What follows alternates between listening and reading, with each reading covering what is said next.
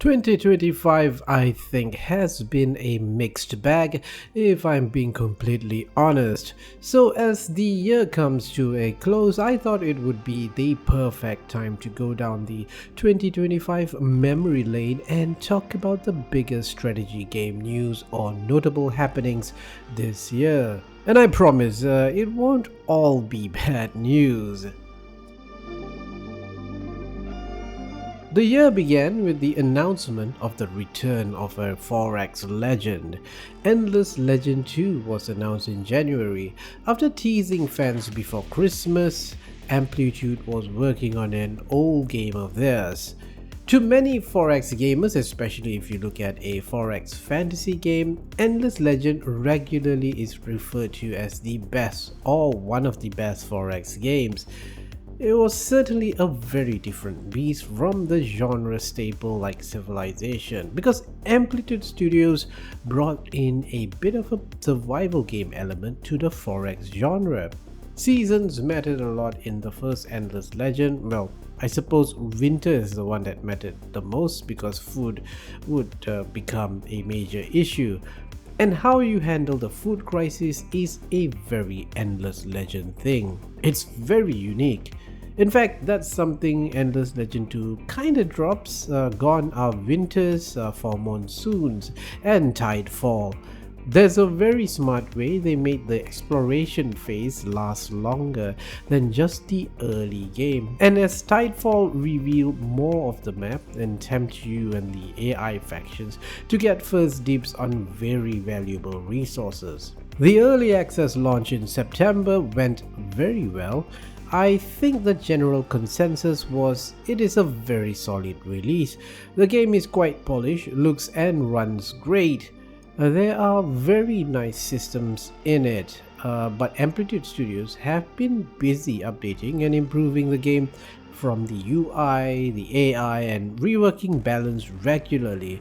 So even if you haven't jumped on the early access, it is bound to be a big release in 2026. They will be releasing the full game with 2 new additional factions. Currently there are 4. So there's a lot more to look forward to in 2026. It's been 2 years since the disastrous release of Cities Skylines 2, and things have not been kind to Cities Skylines 2 this year, at least for the developers, Colossal Order. But the dev team had been quietly working on fixes and improvements like a rework on the economy and performance improvements, supposedly, although performance is still an issue for bigger cities. It's a much more demanding game hardware-wise compared to the first game for sure. In May, they had to delay the Bridges and Ports DLC, which eventually was released in late October, which is exactly the 2-year anniversary mark of the game. Bridges and Ports received mixed reaction. I think there were quite a bit of technical issues with the DLC, which after all the work of improving and fixing the game, it felt like the DLC took the game a year behind. Now, I'm not sure if most of the issues with this DLC has been solved. I've not played Cities Skylines 2 since dropping off from it a month or 2 after its release. But that's not the end of this story this year, because for its developer, Colossal Order, the Cities Skylines 2 story ended with Paradox Interactive parting ways with them. Colossal Order doesn't own the IP, despite creating the games. Paradox announced that Iceflake Studios, a dev studio owned by Paradox, also situated in the hometown of Colossal Order in Finland, will be taking over development in 2026. Not sure if that will make it easier for the teams to transition, but the future of Cities Skylines 2 will depend on what Iceflake Studios do with it. They apparently have plans they haven't announced yet, but I'd expect some form of communication later in Q1 of 2026. They've got to get to grips with the engine and all that, so it might take some time. Now, the general feeling around Cities Skylines 2 has been terrible since release, but the fact is, Actually, City Skyline 2 now has a good amount of players. It even equals the first City Skylines at times, So I don't think we can say the first game has more players any longer. But you tell me, has it improved to the point that it's as great a game as the first City Skylines? This isn't so much as news, but 2025 will be marked as a rather disappointing year for what is, I think without a doubt, the biggest strategy game franchise, Sid Meier's Civilization. Civ 7, which was announced in 2024 and released this year, to less than positive reception. You can point out that almost every Civ released has been released in a less than ideal state. There's a bit of skepticism from the community. I mean, why wouldn't they, since a Civ game is a huge commitment, and for many, it is the only game they play. And with mods and stuff, replayability is almost endless. So it's not like they would want a new Civ game that drastically changes things around from their favorite Civ game. Which is exactly what Civ 7 is. People don't like change. But it's not just a matter that Civ 7 is quite different. It was released in a rather unfinished state. I think everyone points out how bonkers it was that Firaxis could even release a game with such an unfinished user interface like this. Firaxis has in general been pretty good in terms of releasing games in a polished state in general. Civ 7 was a bit of a surprise. And it certainly shows in terms of even sales. 2K did admit that the game underperformed, didn't meet expectations, but stated a Civ game has a longer tail and things will, in the long run, look a lot better, which is true. I agree with that. Civ has always had a long tail. Expansions are what makes the game the complete and improved vision of the initial release. Firaxis has had to pay for it though. There was a bit of a what they call staff reduction. Some of the Civ 7 developers were let go, although 2K did not specify how many. I have a theory about the game being unfinished at launch. I had 2 or 3 years ago speculated that Firaxis was planning on announcing Civ 7. They did drop some hints here and there, like some social media profile image changes, but things were then put on hold. Civ 7 was likely held back in a major redesign, maybe somewhere halfway in development. I thought it was because they had to rethink it due to the new competition with humankind and wanted to present Civ 7 as fresh and innovative, not one held back by old conventions. I don't know how true that is, but I think it makes sense to me. If there was a redesign halfway through, we would get an unfinished game. They simply didn't have enough time, which is why the UI felt like it needed another quality pass. The gameplay systems and balance needed another pass as well, or a few passes. Firaxis has been improving Civ 7 with a regular flow of updates throughout the year, and this will continue in 2026. They are even going to introduce continuous play, where you can play a single Civ through the ages. Now, a lot of Civ fans hated that they had to change Civs when transitioning to a new age. So things are looking a lot better for Civ 7 now.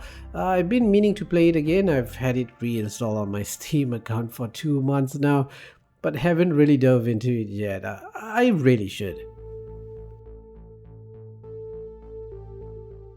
Not everything from Paradox Interactive is a facepalm, as witnessed in the release of the worst kept secret, Europa Universalis 5 in November this year. Paradox Interactive OG Johan Anderson has been dropping so much info on the game his team was working on. Everyone knew, wink wink, it was EU5. And we got an announcement of EU5 in May, and the game was released in November, which was rather refreshing, rather than having to wait for a game for a year or more. It's been relatively controversy free compared to the rest of Paradox Interactive's business deals. I think overall people were positive on Europa Universalis 5, but still note how it is still a bit rough and still needs a bit of updates to be great. Personally, I've been stuck playing this game for extended periods. The performance is a bit of an issue. It's not smooth for slightly older machines, which is why you'll see a lot of people streaming or making videos using the flat 2D map instead of the default 3D world map. But it still doesn't help with the mid-game or late-game crawl. There's also been a lot of discussions or even criticisms over Paradox's over-eagerness with patches, almost released weekly at times. I mean, it gets tiring to continue playing a game for extended periods if a patch is going to break things the next week. People have been questioning if quick small patches or bigger more significant patches would be better for the game and for players. The advantage of small patches though is it would be easier to debug if things go wrong versus a bigger patch that changes a lot more things. But it's not ideal for players who want to play your massive and very slow and many hour long grand strategy game. But I'd like to know your thoughts. Tell me in the comments. We'll probably get some communication about this when Paradox comes back from the holidays next year. Perhaps the holidays would actually be the perfect time to play a good long game of EU5 without any patching going about. Creative Assembly, you could say, had a pretty eventful year. Things didn't go all that well for them. They were still reeling from layoffs from the studio, bad PR regarding DLC pricing and quality, a general fatigue over the entire Total War franchise. You could feel it in the air. People installed and played older Total War games instead of their recent historical ones. And Total War Warhammer 3 was not trouble-free too. The Tides of Torment DLC was delayed to December because the major issue with Warhammer 3 was it was broken due to some patch. The Immortal Empires campaign AI was broken for specific factions, which would just ruin the entire experience even if you didn't play those factions. The balance of the campaign was out of whack. The way CA handled this issue was to say a fix for the AI would come in a major patch later down the road. That didn't go all that well with fans. But with a bit of pressure from the community and a big dose of negative reviews, CA addressed the issue and said they were going to prioritize fixing this first before focusing on the DLC, hence the delay. But the damage was done. Trust was at an all-time low. It was bad before this, it's just a lot worse now. And whatever CA announced in the 25th anniversary showcase, I knew it was going to be facing a rather skeptical community of fans, which is to be expected. CA has tried to do good for Total War and its fans, but it seems they always have a way of shooting themselves in the foot with some stupid decision or PR blunder one way or another. The announcement of Total War Medieval 3 I think made it clear they actually didn't have anything for historical Total War. Med 3 is in the early pre-alpha stage. It's probably not even playable yet, I'm guessing. They are still talking about vision and ideas, not quite nailing down the mechanics yet, at least from what we know. But there's a lot we don't know about it too, so I want to be fair to them. And we shouldn't expect much news from it anytime soon, other than maybe Dev Diaries. I mean, it's what I've wanted, right? I've always wanted a Medieval 3, and Med 3 is real. And speaking of real, what's realer is a Total War Warhammer 40,000 game, which everyone has been speculating or even leaking, allegedly, that CA had been working on it for quite a while. We saw a very brief portion of gameplay and it is also coming to the consoles, a first for a Total War game. This is a very big deal as it opens up the audience for Total War Warhammer 40,000 to a much much wider audience. And actually, I've seen people asking about whether a Total War game is easy to play on X. This is a clear indication that there are a lot of non-Total War players who are aware of it thanks to the whole Game Awards trailer. The trailer really did its job. It built hype and awareness, but there were definitely a lot of unanswered questions. I had a lot of questions. What sacrifices will be made to this being a console game? How will the campaign be handled? Will it be out in 2026? Now, I don't think so. My prediction is that we won't get any new Total War game in 2026. And I'm actually okay with that. If they can focus on making a great new generation Total War game on a new engine. Creative Assembly did announce the Lord of the End Times DLC for Immortal Empires, which they are ripping it out of Warhammer 3. So you don't have to own Warhammer 3 to play Immortal Empires now.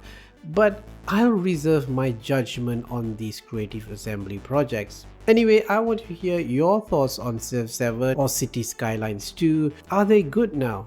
Do you enjoy playing them? And about the new Total War games announced, tell me in the comments. You can also watch this video where I talked and make some guesses about Total War Medieval 3, or this other video where I gush endlessly about Endless Legend 2. Check out these videos. If you like this video and would like me to cover more strategy game news and games, do hit the subscribe button. I highly appreciate it. Thanks for watching and subscribing, and farewell, noble friends.